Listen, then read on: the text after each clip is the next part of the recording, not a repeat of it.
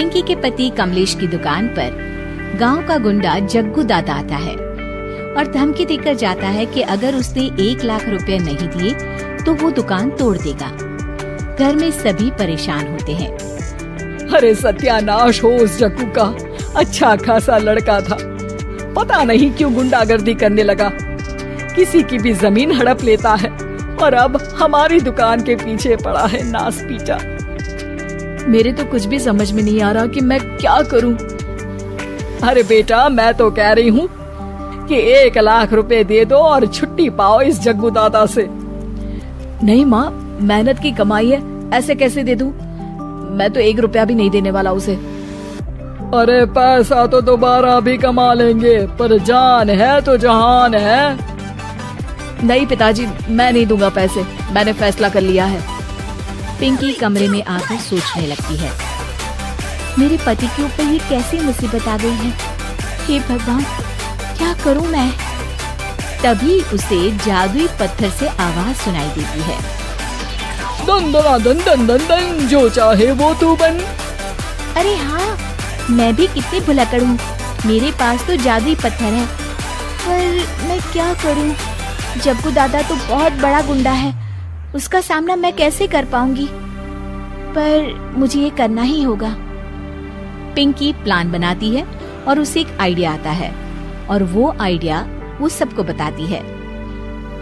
सुनिए, मेरे पास एक प्लान है, आप जग्गू दादा को पैसे देकर उन्हें घर पर खाने पर बुलाइए। सब ये सुनकर दंग रह जाते हैं। लो और सुनो, अरे वो तुम्हारे दूर के चाचा नहीं है जिसको खाने पर बुलाया जाए, जग्गू दादा है, इस गांव में सबसे अमीर और 1 नंबर का गुंडा। ओफो सासू माँ, मैं जो कह रही हूँ वो करके तो देखिए। मैं आपको यकीन दिलाती हूँ कि कल के बाद जग्गू दादा हमें कभी परेशान नहीं करेगा। पिंकी के कहने पर कमलेश जग्गू दादा को रुपए देता है और उसे अपने घर खाने पर बुलाता है। अरे भाई, मानना पड़ेगा कमलेश, काफी तरक्की कर लिया है तुमने। 1 लाख रुपए तो बड़ा ही कम डोनेशन था। जग्गू दादा सोफे पर बैठता है और सबसे मिलने लगता है। अरे भाई, लता मौसी ठीक तो हो ना? सुना है घुटने में बहुत दर्द रहता है। हाँ बेटा, पर तुझे कैसे पता चला? अरे जग्गू दादा सारे गांव की खोज खबर रखता है, और वैसे भी मेरी माँ और आप तो बचपन की सहेलियाँ थी ना, तो आप तो हमारी मौसी थी।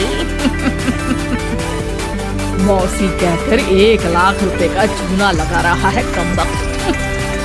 तभी बेल बजती है और कमलेश दरवाजा खोलता है तो सब दंग रह जाते हैं।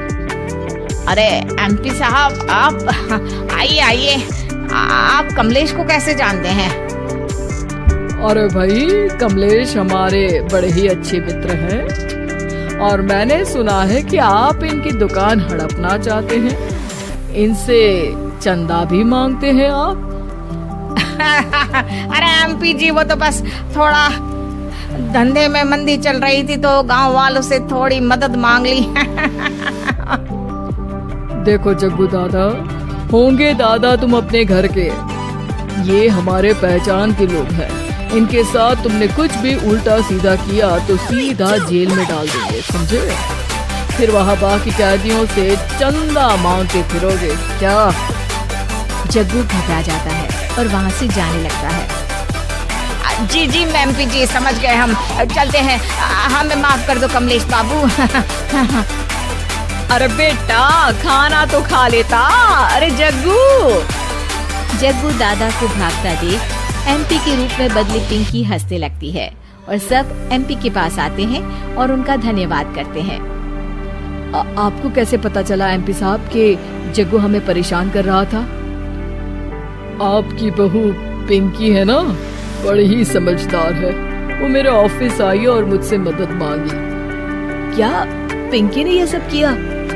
पिंकी अपने रूप में वापस आ रही होती है। अच्छा, मैं चलता हूँ, मेरा मतलब है।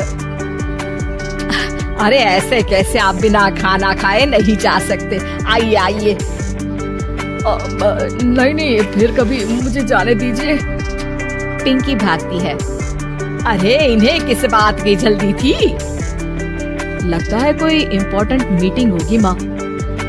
हाँ भाई, बड़े लोग हैं, दिन में कुछ ना कुछ चलता ही रहता है।